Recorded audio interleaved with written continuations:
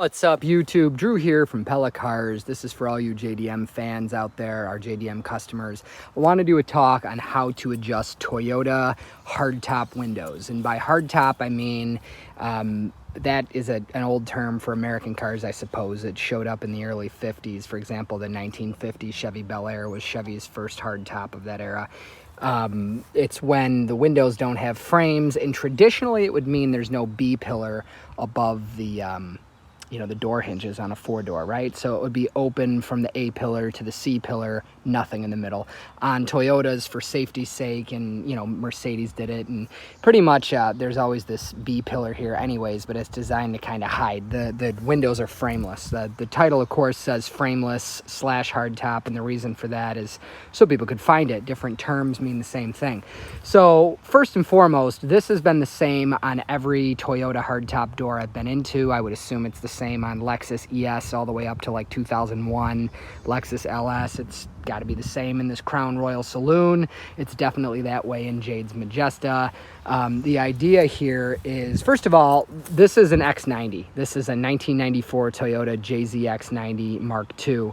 And I'll show you guys while we're in here how I got in the door. Now, first and foremost, if you're still using flathead screwdrivers, stop. These are cheap at Harbor Freight. They're great. You can use this end to like wedge in behind a piece of trim, maybe something like this wood, right? You wedge in there and then you get another one on top of this, and it is the surface to pry with, which spreads out the load and doesn't damage the vinyl. Anyways, how to get into this panel. So first and foremost is this guy. This thing is a pain. The top has a little hole that slides over this peg.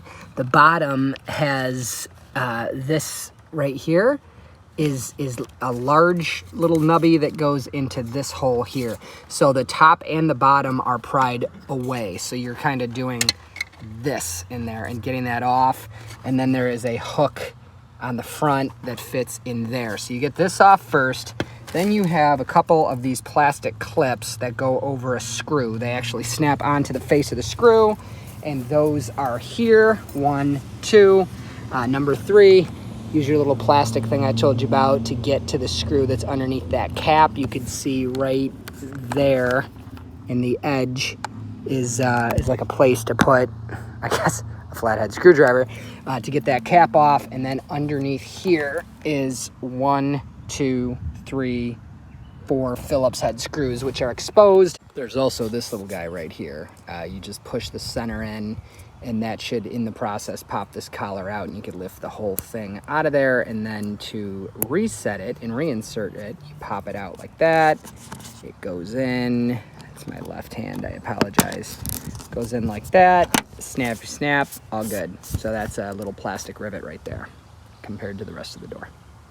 And then the panel lifts out of this lip here the same way any other Toyota panel does, or most panels for that matter. So, and then what I want to show you guys is how the adjustments work. So the problem is, we'll go over to the driver or passenger side door here, which is on the driver's side if you're in America. You'll see that the window is up underneath this lip. It's not like a modern Mustang where when you touch the door handle, it lowers the power window, which, by the way, I don't know why Ford didn't just look at, ever since the 80s, maybe even before Toyota was doing it this way. The door is a little bit on an angle, so as it closes, it comes up. But the big thing is you can watch it happen. The window comes in underneath that, and when it touches the seal, so the door, to give you an idea, the window is touching. If I latch the door once, it's just ever so slightly snug against that. And then if I close it, it's pretty snug against the seal. What happens is the seal pushes the window that way, and in doing so, lifts it up. So, these seals, by the way, as you adjust, especially, this car is 27 years old, this will tell you where the window has been its whole life. So if you ever take a window out or, God forbid, have to replace one, this will tell you where the window goes. But so this one is functioning like that. The driver's side, the window was hitting, and that is not a good thing, because what's the hardest thing to get for a Japanese car in the United States? Glass, because nobody in Japan wants to ship it, and I don't blame them. So you can tell just by looking at the seal that this has never been particularly tight, or hasn't been in a while. So I don't know what this car's story is. Car's amazing otherwise. Just this adjustment is needed. So basically what's going on is this. This bracket puts pressure on this hand knob, and then this is a similar contraption to the hand knob, although its threads aren't threads until the bracket pushes down on these tabs to make it threads. So Jade's Majesta, Jade, by the way, that's my wife, the beautiful mother of my children, and my partner in this JDM endeavor. We are Rochester's JDM dealer. She dailies a Crown Majesta. Hers are both like this. So you can, once the bracket's off, these just, they slide in and out over the bolt, and then the bracket puts pressure on the tabs and into the threads of the bolt, and then done. This one is a little bit simpler in design because it has this guy here. If you adjust this counterclockwise, it's pulling the bolt towards me, which means this is coming out. The more I push this in, it pivots the regulator. You see the window regulator in here?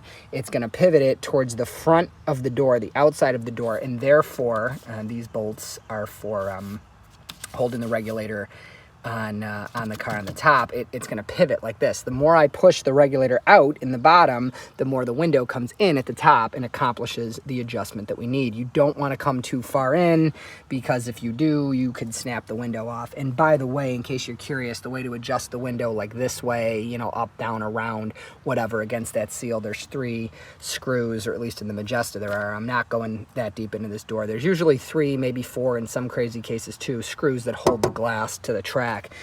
The other thing you need to know, this stuff is disgusting. Don't touch it, because if you do, you're going to get it on the interior of your car. It's like a tar butyl type substance, whatever. Open this up, and there is this gizmo right here. This is just a nut that gets pressure put on it by this bracket. When I'm doing a major adjustment to one of these, take this totally off.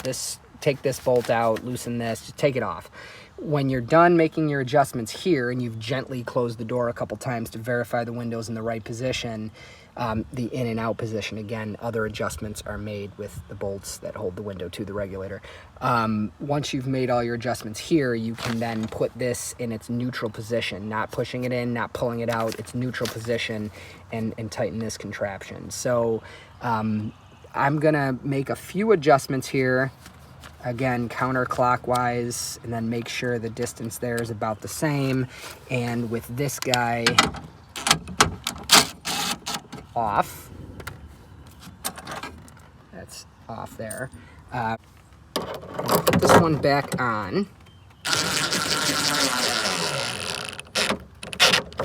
Okay, and very gently set this door panel on the grass. I've got good clean grass, don't worry. And we are gonna see with one latch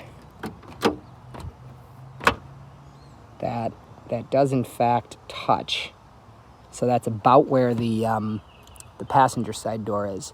If we open this, we can see that the window doesn't come, I don't want to say anywhere near, but there's no risk of the window hitting that. And then we'll try it.